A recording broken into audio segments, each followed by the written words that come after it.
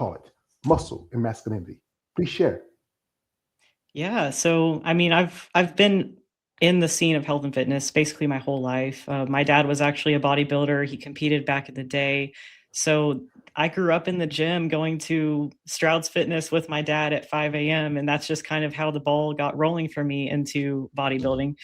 And then I actually became a nurse and kind of a backstory here. Became a nurse. I got super burned out in nursing during COVID, and my health just kind of started to decline, and stopped putting any energy towards my health and fitness. Started eating like trash all the time and just didn't really have the energy or motivation to get back into the gym. So just things kind of started declining then. And so with the new career change, I wanted to become a firefighter paramedic and had to really make a lifestyle change and really turn things around to get into shape to be able to pull people out of burning buildings and take care of patients in the ambulance and take care of them. So that's what really got me kind of started.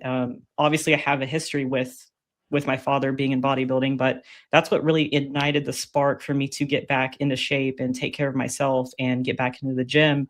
And then just slowly started building that momentum and was like, hey, I'm going to start a fitness coaching business. So with the fitness coaching business, I decided to go all in on bodybuilding and see what I could really do and put my full potential towards the sport and actually see what I could do. And so here we are today. And it's been a couple of years, I'd say about 3 to 4 years that I've actually been taking things seriously, but the last 2 years with a coach actually working towards competing. So that's kind of my story. And here I am. Well, that's a pretty good story. Your dad, he competed back in the day. It's how like this. A little girl's biggest hero is her daddy, and for us boys, our biggest hero, our greatest love is our mother. Me during the pandemic, my mother, she had gotten the virus and she passed away because I was taking care of her for a long time. And I know it's tough because you nurses and for anybody who served as a nurse or a firefighter, I would say thank you for your service because that's a sacrifice you make on behalf of us citizens. When you go in there and you help us in the hospitals, because I've been to the hospitals quite a few times in my lifetime, and also firefighters, you are a very central part to our community. And Strauss Gym, I know a lady who works there. That's Tony McMurtry. Oh yeah. Yeah. Basically I grew up going to Stroud's Fitness and Kirk and Sam Stroud. I knew them, the owners of the gym, for a long time until Kirk passed away. And the love of bodybuilding truly lives in that gym. I fully believe that. Yeah, bodybuilding is a sport where it's extreme aspects of it, but still, there's some things you can gain from it, especially when you're going through your issues, eating and health issues. It helped you, gain new perspective, especially in life. So now you still are working as a fighter, or you still focus more on your business now. I am actually, as of the last year and a half, I am full time with the business. So I served about, I'd say 5 years in the hospital working as an ER nurse, and then about 3.5 years as a firefighter paramedic. And now I've done business full time for a year and a half. It's been an awesome ride. So yes, because there's no HIPAA laws. So is there anything you don't have to name names? What was the strangest thing you ever saw as a nurse? Oh, oh my gosh. I probably we saw someone that got stabbed multiple times, major blood transfusions. They were brought in via ambulance, and so that was probably the craziest thing I saw. Unfortunately, they didn't make it. A lot of surgery. They needed a trauma surgeon, and we weren't capable at that facility to provide that. We were just the closest ER that they could get to. So, unfortunately, but that was probably the craziest thing I saw as a nurse. I've seen some crazy things as a paramedic, but yeah. What was the craziest thing you saw as a paramedic? Again, there's no HIPAA law against it. Yeah, right, right. Yeah. Well, I wasn't actually on the scene. I actually had just left work, and so I was told by the crew. I actually, for some reason, I had to needed off that day, and so they let me go home. I was supposed to be working, but I was told the story. There was a car that basically went underneath an 18-wheeler, and it took the top half of the car off. So unfortunately, the gentleman that was driving the car was decapitated, and his head was sitting on the pavement. Like someone literally just cut it right here, and his head was literally sitting, like his neck was on the pavement. The rest of his body was in the car. So that was the craziest thing I've heard of. as a paramedic, but I again, I wasn't there, but I've seen some interesting things on my own. That made me think about you ever heard a movie or TV show called The Highlander. There can be only one. You take off the head and you gain your power and the quickening. I remember when it said, "I know everything. I see everything." That is a classic. I think they're also going to do a new Highlander movie with Superman, Henry Cavill. He's supposed to be playing Connor McLeod. But I can't wait to hear. I love those Highlander movies. So, being a woman in the sport of bodybuilding, what's your thoughts on the sport, and really what gives you that passion? Because you know what, again, it's a tough sport, especially when it comes out for y'all women. You have to develop muscle that most women don't have. You have to train, work out, be consistent and disciplined, and also it could be a lot of sacrifices you have to make, especially in your personal life. Oh, absolutely. Yeah, there are definitely things that you can't do as a bodybuilder that a lot of people like to enjoy, But hey, I the way I see it, this sport is all about personal development, and honestly, it impacts every single area of your life. So with that dedication, consistency that you pour into yourself, you start noticing you start excelling in other areas like business, career. Obviously, personal relationships do kind of take a little bit of a hit as well especially during prep when you get hangry and tired and you don't have the energy to go, on dates with your husband or significant other, those types of things. But with the right person, it works and they support you. So it's honestly led me to a point where, there have been a lot of positive changes that have come out of bodybuilding. There have been some interesting things I never thought I would run into as a female competitor with, obviously people calling you a man online when they see you talking or they hear your voice. It's probably one of the craziest things. I've been called sir so many times like this in public. I'm like, okay. It doesn't bother me. At first it bothered me, but it's something I've gotten used to and I've just accepted it as kind of a fact that comes with it. So Here's the thing: is you are a woman, and like I said, you're married, you have a husband. I know people talk about some ladies that they might consider them because they're doing something that's not very feminine, and there's always an accusation of being a man or being transgender. But you're a lovely lady, and I have eyes to tell that you are a woman. Now, sometimes you can tell the difference between the ones that are like, it's not like your voice sounds like your Vin Diesel, and you're going, a win is a win, a yard is a mile, like that. You have a nice, decent voice. There's some women I've known who are famous women who have kind of deep, raspy voice. To me, I think that kind of sexy, But if it's not too much where you sound like, you're you should be on the Fast and the Furious, that's cool. And the thing is that people, we do something that's out of their comfort zone. And I'm like this: if you don't like something, don't say nothing. Mind your business, move on. You can focus on other things. Here we shout out to my man here, Josh Simpkins from the Women's Bodybuilding Empire Nation. Shout out to him. Says, "Happy Friday, George and Lindsay." Appreciate it, brother. Thank you for coming through. So now you competed back in 2024. You did the Battle of Texas. Why did you take some time off? I mean, it's like I said, the time off after Texas. yeah, so obviously I did get the national qualification, and my coach at the time, we had a conversation at the show. Nationals was the next week, so it was really a toss up. I could have gone to nationals. I could have just gotten more feedback from the judges there, but I really wanted we really wanted to bring a package that was like, okay, we're ready to compete at the pro level. So that was the thought process behind it, in taking the time to grow. And we could have competed the week after, but I want to bring that package this year that hopefully will say, hey, this is a pro level physique and we're ready to compete at the pro level. Mhm. Well, that's pretty smart. I know I recently saw some competitors who one lady, I think your coach is, who's your coach? Justin Jacoby. Yes, I interviewed one of quite a few of his competitors. One of his competitors, Hayden Mola. She also made her debut, was it a few months ago at the Atlantic Coast. Then she did the Nationals and she won. Great personality, great person, served our country in the military, crazy abs. Her and another one of your stable mates, Montana Frey, who I also interviewed a couple of times. She has a great set of abs. I think he's really knowing what he's doing when it comes to y'all ladies. Like I've interviewed, not just Casey McJunkin, Eleni Politis. Also interviewed recently April Cosamato, and I met April when I went to Tampa My friend, her name is Eunice. She's also in Texas. She won a couple of bad rap, and I met her there. That was her debut. She didn't compete for nearly 11 years, and she cracked top 10 in women's open and won the Masters 40 class. I know April's talking about maybe making her return. I know Casey's thinking about competing. I know some of the other ladies have want to take more time to grow, but he's gained a good stable of ladies. Yeah, we call him the king of women's physique.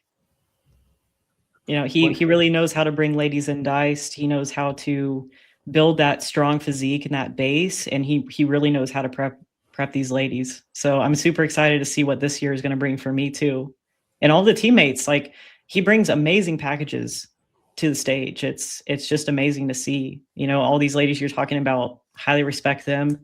We have such a great team that we're working with, and everybody's so supportive on the team. Other athletes are supporting other athletes, and that's what I really love about this sport and this team specifically of working with Justin. It's been awesome. It's good. Good to have a good relationship with your coach, but also at the same time remember that you're the one who's putting a lot of the work, and also understanding that it's good to have that relationship, also to have the boundaries, because sometimes some coaches may get too much involved into the competitors' lives. Too much control. Sometimes I've talked to ladies. I reach out and say, "Hey, you want to do interviews?" Say, "Let me talk to my coach." Well, this is your coach can take care of your when it comes to your other stuff like your training. This is about you and me talking, have a conversation about yourself. But that's your choice. Anyway, folks, while we have Lindsey here, we're gonna do this. We're gonna jump to her social media for a little bit. Her links in the description of this live. If you want to reach out to her and talk to her and support her, or someone interested in it, sponsorship help for a lot of these athletes, reach out and generate interest. But guys, she's a lovely lady. She has a husband. I don't want to hear nobody saying they're selling some crazy shit. No D pics, you sick freak. I know. One of my crimes is I have a muscle curse smell, and I know how these guys think. They see you pumped up, ripped the women to get a little excited. There's an old Smo saying, "When your legs rock hard, we'll rock hard." But be respectful. Reach out and genuine interest and support. So here we go. We're gonna jump into her social media. Links are in the description. You want to check her out. You want to follow her. So here she is right here, and this is the video from the Battle of Texas where she won her regional qualification. Please take the second place medal and present it to our second place finisher, Ariana Jordan. And please take the first place medal and present it to our first place finisher, Lindsey Contreras.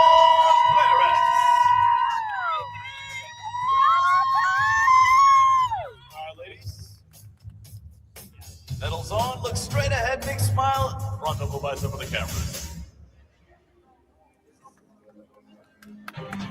Thank you, ladies. Ladies and gentlemen, a round of applause for our women's bodybuilding open heavyweight class. Well, congratulations. You won a women's body open heavyweight, and also you did women's physique too. I did. I won second place in the open for women's physique. Go ahead. Oh, I just won second place women's physique in the open category, open class. What was that experience like for you? Just like I said, this was your first show, and then you come in, you win in one class, and you do pretty good in another. Yeah, it was really a surreal moment. I got hooked on the show day. It was awesome. So we had a really great time. Was really proud of what we brought in just for the first show, and looking forward to making some changes based on the feedback that we have implemented this last year. So it was really good to get that feedback to know what I need to work on and bring that to the stage this year. What was the feedback you got from the judges? Feedback overall was more size, of course, and then conditioning on the lower body to match upper body, specifically the posterior. So basically hamstrings and glutes, bringing those up to par with conditioning to match upper. Yeah, I think that's one thing. I think with a lot of ladies, you have to. With women, y'all are naturally well-rounded in the high-end parts, and sometimes that's the thing you have to work on the most. Most definitely, size is very important when it comes to certain divisions. I think with physique, you shouldn't have too much size. You should be more of athletic build. It's one thing when you look at women's bodybuilding compared to physique. I've seen ladies right now that who should be doing women's bodybuilding but are in physique right now. I'm seeing women in figure who should be doing physique. I'm seeing bikini competitors who should do figure. Like, do you see that yourself as a competitor? Like, when you on stage or we see other bodybuilders, you see like, you know what, the lines are getting blurred between the divisions. Absolutely. I've seen a handful of that myself, and honestly for us, we really didn't know which category I was going to fit into. We had an idea that women's physique was possibly going to be the way to go. Just needed that conditioning to come in, but there's also that potential for the crossover to women's bodybuilding just due to, the upper body size and just size overall, and I guess the aesthetics. The aesthetics really fit there. So actually I'm really curious to see how we look prepped this year. See how that goes. Yeah, because I think with women's bodybuilding has you need those full round muscle bellies, especially in the shoulders and arms. With physique, you have to be more slender, conditioned, tighter waist. It's the same. Like some people, like I've learned that people tell me that, George, when you look at it, it's the difference when you see when you see them like on stage compared to when you see them up close and personal. I've seen quite a few ladies up close and personal. And here she is swinging on a swing. Where was this at? This was at Turks and Caicos. We went this January to take kind of like a pre-prep trip with a couple of my best friends. Actually, Michelle McNamee is a figure pro. It's one of my best friends there. Us posing on the water trampoline. So just a kind of a little pre-prep getaway before things get locked in for the year. Yeah, I recognize her from her back, that tattoo in that back. Wow. I mean, I know she's one of other Justin's clients. Just crazy. I mean, I feel like she can do well in women's physique in the future, where she can put on a little more size in the lower half. But her back and condition is crazy. Yeah, they don't call her the lat queen for nothing. But she was actually, fun fact, she was my first coach, and she prepped me for Battle of Texas, actually. Oh, that's great. Now you're still good friends. Good. She's working with you and working with Justin. And also she probably helps you with some little advice every now and then, being she has coach, she knows a lot about your body, and here she is with this is her man proposing to her. What's his name? This is Josh. Joshua. I mean, how long y'all been together now? Oh gosh, 10, like almost 11 years, but we've been married for 3. Oh, that's so sweet. Yeah, y'all could probably have some beautiful babies. That's in the plan. That's in the plan for sure. Does he like to train and work out with you too, or he ever has interest in becoming a bodybuilder himself? He does actually. He's been living the lifestyle of a bodybuilder. He just has not competed due to his work schedule and all the things. It's just he's a pilot, so scheduling and eating is kind of an interesting thing for him. But he loves the sport as well. So he's essentially a bodybuilder. He just doesn't compete at the moment, but it's possible. He's talked about possibly doing a show, depending on how his work schedule looks and those types of things too. Yeah, being working for a major airline and piloting, it can be a lot of time, and you're away from home for a long amount of times, and you don't have like a set schedule. And that's one thing about being a bodybuilder. It's important to have that set schedule where you can figure out when you want to eat, when you can train. And you have to be consistent with it. Also, rest and recovery is very important because you need to sleep. You need to get find time to maybe fix some things here and there, like go get yourself a massage, whatever else to help you out in that part of recovery. And that's hard for being a pilot. This is a video of her friend. I mean, I can't help myself. I'm just, you ready to cite me. Wow. But it's about you here. And, like I said, you look really good. I mean, what do you feel like is your best physical attributes? I feel like I'm known for the biceps. That's kind of my thing. It's kind of a running joke that Michelle and I have. I love arm day. It's my favorite workout to do. So I love training biceps. I really just want to have the biggest arms I can get, like personally. That's my goal. So that, and I love back. I love training back. Not so much a fan of legs, but we do them because we need to do them. Yeah. Here she is dressed as Harley Quinn. Oh, yes, Harley. Yes, you are my Harley Quinn. Ha ha ha ha ha ha.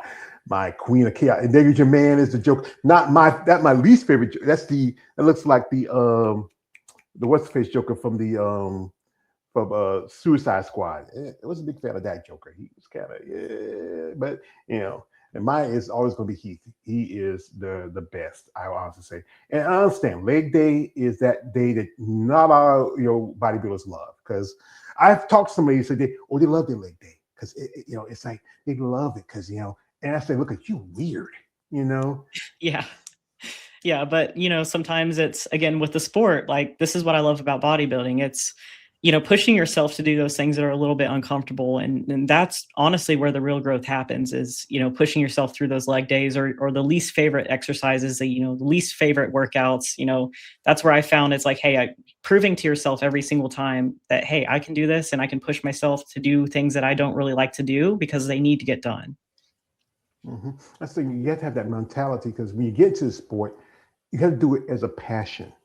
And then the time and investment, and not much as a sacrifice, it's an investment on gaining the right look, especially on the stage, and depending on the division you're gonna fall in, physique or women's bodybuilding, either one, and also just being consistent. Because when everybody think about bodybuilding, they think about I just pop some steroids and take some pills and I just get muscles.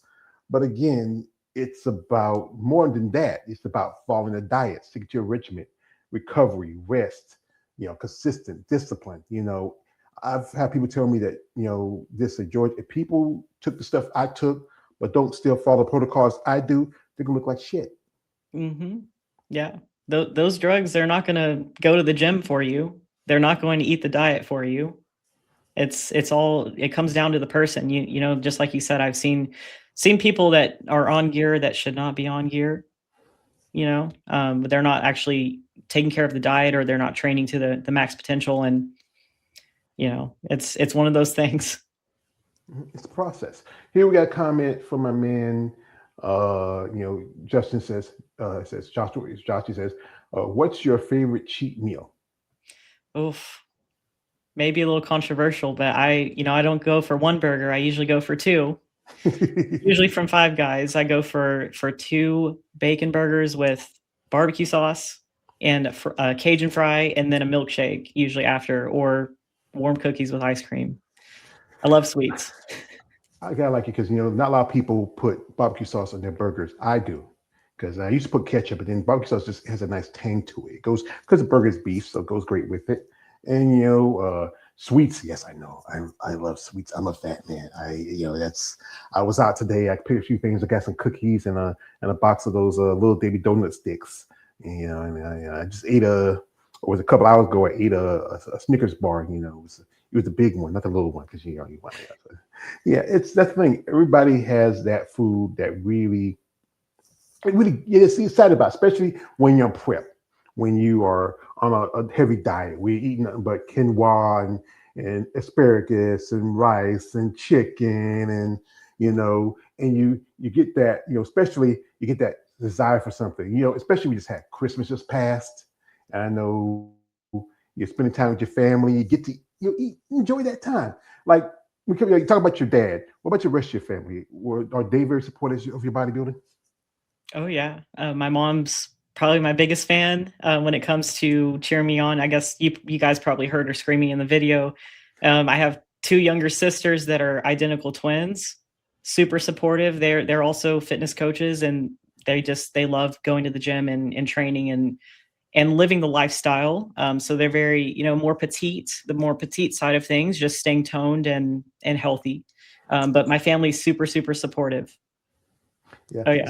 staying toned. Yeah, tone. Like I just want to get toned. I don't get as beefy as you, Lindsey. I don't want to get as big. But Yep. everybody finds something out of the sport that really inspires them.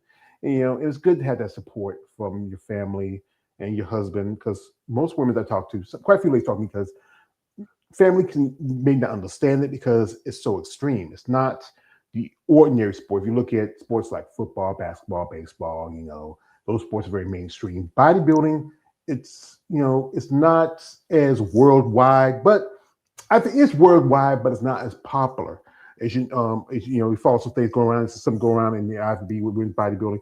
I'm a big supporter of that division.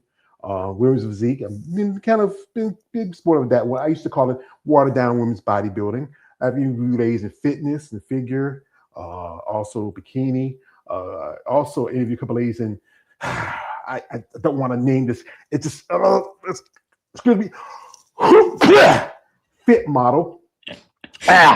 It offends my senses. I have nothing against the competitors, but I have something against it because you know what it is? It's how one lady told me like this. It's a basic bitch division.